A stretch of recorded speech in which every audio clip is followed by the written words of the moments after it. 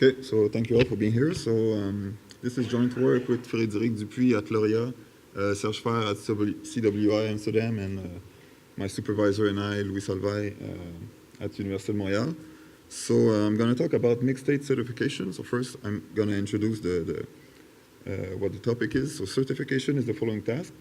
We have a population of quantum systems that are represented by the H letters. And we're going to choose a sample or a random subset of those systems, and we're going to measure them. So we're going to measure them according to some reference basis psi.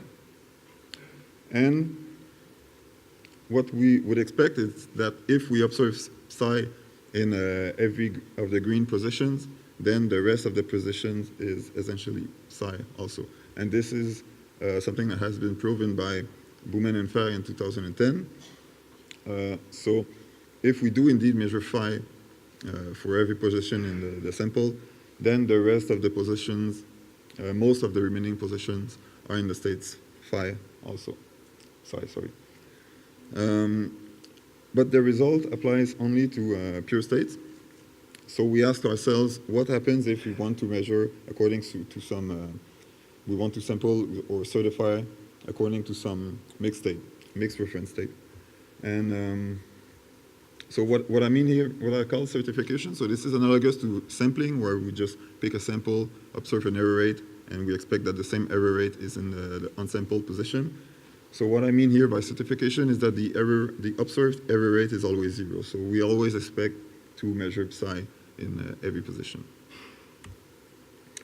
So what happens if you want to measure certify mixed state? Well, the usual approach doesn't apply to mixed state. And what I mean by the usual approach is like the reasoning that's behind classical sampling or quantum sampling. And the reasoning is the following. So if we have a classical population of bits and we observe 0 in every position of the sample, then the rest of the population has at most small linear amounts of ones, except with negligible probability. So with probability essentially 1, it has almost no ones. And the same applies to quantum sampling. So if you observe the 0 basis state for every qubit in your sample, then the rest of the state is essentially in a subspace that's spanned by the basis states that have almost no ones.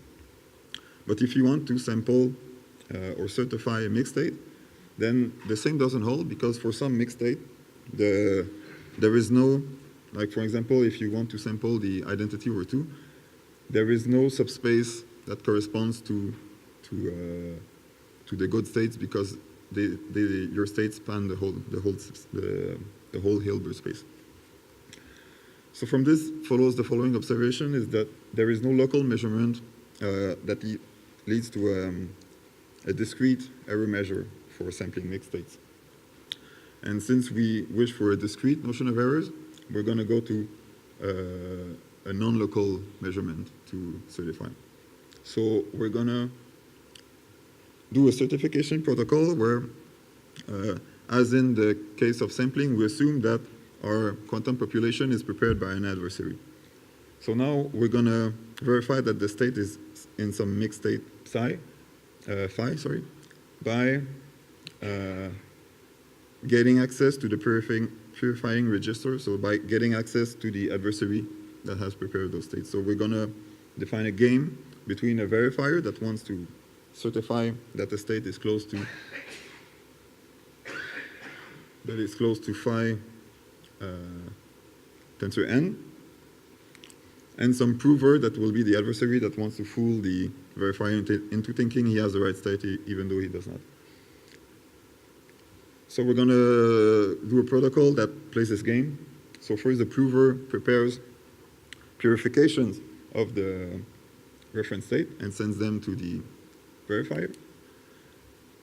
Then the verifier chooses a random sample and announces it to the prover.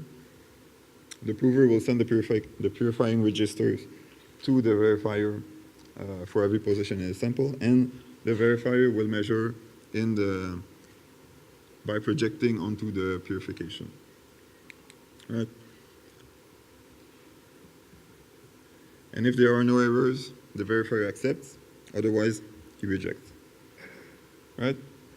So what we would want of this protocol is that at the end, the state of the verifier is essentially the right state 10 to n times up to a few errors. So first, before defining what the protocol achieves, I'm going to give some observations about this protocol. First is that, as I slightly mentioned before, interaction is necessary to sample mixtape because of the following fact. There is no way that you can distinguish from the state on the left-hand side and the state of the right-hand side, because the one on the left-hand side could be interpreted as a probability distribution over classical states, and then on the right-hand side you have an instantiation of this random variable, right? So you cannot say that the right-hand side wasn't generated by randomly tossing coins. So from the fact that interaction is necessary, you get that it also gives more power to the prover. So let's say that the joint state of the prover and the verifier has this form. A population in which each pair of qubits is entangled one-to-one. So they do the protocol. The verifier chooses a sample and announces it to the prover. And when the prover learns the sample, he can do the following. He can measure all the qubits or all the registers outside of the sample and can choose to either abort or continue the protocol based on the outcome of this measurement.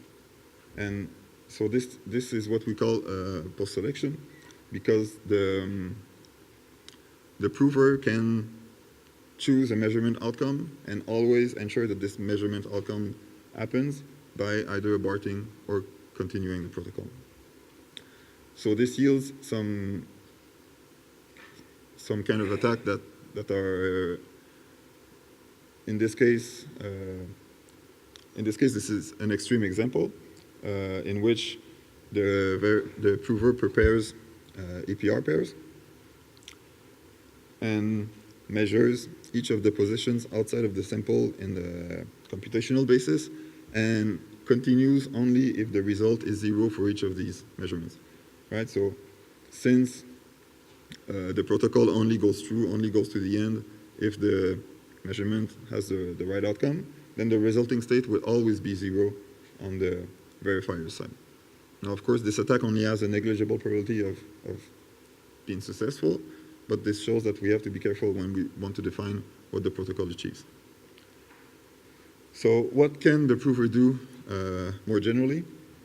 So the prover can, so this is kind of undetectable attack in huge quotes, because this is an attack that can succeed with inverse polynomial probability, and in cryptography this is essentially not good enough. So the prover can do the following. It can prepare the honest state, which is a purification of the reference state. Can introduce a few errors in the state prepared by rotating some of the prepared states. So then prepare a superposition of those states with some errors introduced, superposition or mixture, and purify this mixture, and then do a post-selected measurement on this state. And so the state at this step is what we call an ideal state, because this is something that the adversary can do without being detected all the time. And what we show is that this is essentially the only kind of attack that is available to the adversary. So our theorem is the following. So for any strategy of the prover, if the verifier accepts, and there's also another if, it's that if he has a non-negligible chance of accepting the protocol, then his output state, rho an, satisfies the following. So his output state is upper bounded by an operator that is defined as following. So we have fixed degree polynomial in n multiplied by the reduced state of an ideal, the reduced operator of an ideal state, plus some garbage state that has a negligible norm. Right, so this right-hand side operator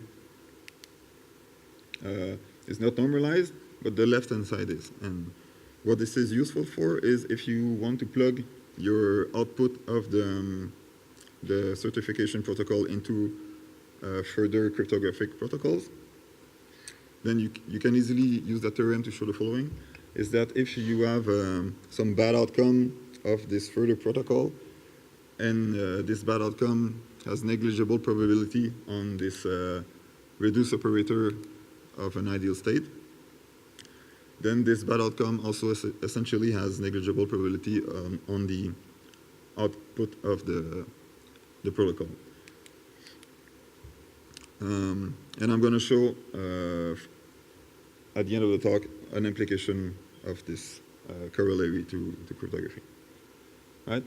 So now a few words about, right, so the inequality that's over here is a direct consequence of the inequality above. So now I'm going to talk a bit about the generality and some special cases of our theorem. So first off, I showed you one protocol for certifying mixed states, but you can think of others that could do the job as well. And for our theorem to apply to these protocols, they need to satisfy two conditions. Informally, the protocol needs to be invariant under permutation. So if the verifier permutes his registers and then announce this permutation to the prover, then it should yield essentially the same state as outcome up to some permutation. And also, the protocol needs to behave well on easy states. And what I mean by easy states, it's states that are the form sigma tensor n, so essentially IID states, where sigma is far from the reference state, and you could like far in terms of trace distance or fidelity. So using this generality of our theorem, we can show the security of other certification protocols. So first, we show that for certain kind of states, there is no need for quantum interaction beyond the state preparation phase. So if you want to certify the ID identity over 2, so half of an EPR pair, you can just use local measurements and classical interaction. Second, we show essentially the same result as Boomen and Fair, but for the sub-problem of certification. And also, we show the security of a certification protocol for pure states, but in which the verifier is played by two parties. So they cannot do a coherent measurement on the sampled systems. Right. So an application of our result to cryptography is the following. We show that we can get protocol for randomness generation. So randomness generation is a cryptographic primitive that's analogous to coin tossing, but instead of wanting to minimize the bias over individual coin tosses, you want to maximize the entropy over the whole output stream. So it's described as following. So the goal is, it's played by Alice and Bob. The goal is to have the same string if both are honest, and that this should be written otherwise, is that any honest player will have near maximal output min entropy. So the min entropy would be at least 1 minus epsilon times the maximum. So the protocol is really simple. It just uses our certification protocol to certify halves of EPR pair. So Alice prepares psi tensor n, where psi is an EPR pair, and sends registers V to Bob. Bob will certify that most of his registers are close to the identity over 2 using our certification protocol. And then they will measure the remaining registers that have not been sampled. And our main result ensures by the little corollary below, that the output of their measurements will have near maximal mean entropy. All right, so I thank you for your attention.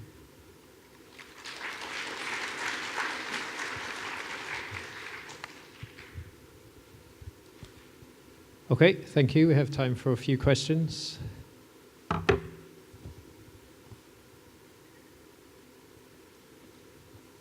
Okay, maybe I can start, just make a quick comment on your randomness generation, or it's not maybe achieving what we would, or it's more like coin tossing, isn't it, than randomness generation, because your condition requires two parties to get the same random bit. Yeah, but it's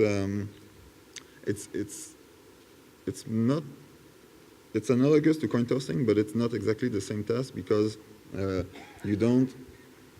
each of the coin tosses don't have the same marginal distribution. So you could have arbitrary correlation between each of the positions on the outcome, and you could have also that some of the outcomes are not random at all, but are predetermined. Because in the certification protocol, the adversary can cheat on like a small amount of positions without being detected. And in those positions, it can be a fixed state instead of an EPR pair. Yeah, okay. So actually the commenter was supposed to maybe say that it's not the same as what people normally understand by randomness generation. Right. Rather than that, yeah, this is essentially a new primitive that we introduced. Okay, yeah. Okay, is there another question? Okay, it doesn't seem so. So yeah, let's thank the speaker again. Thank you.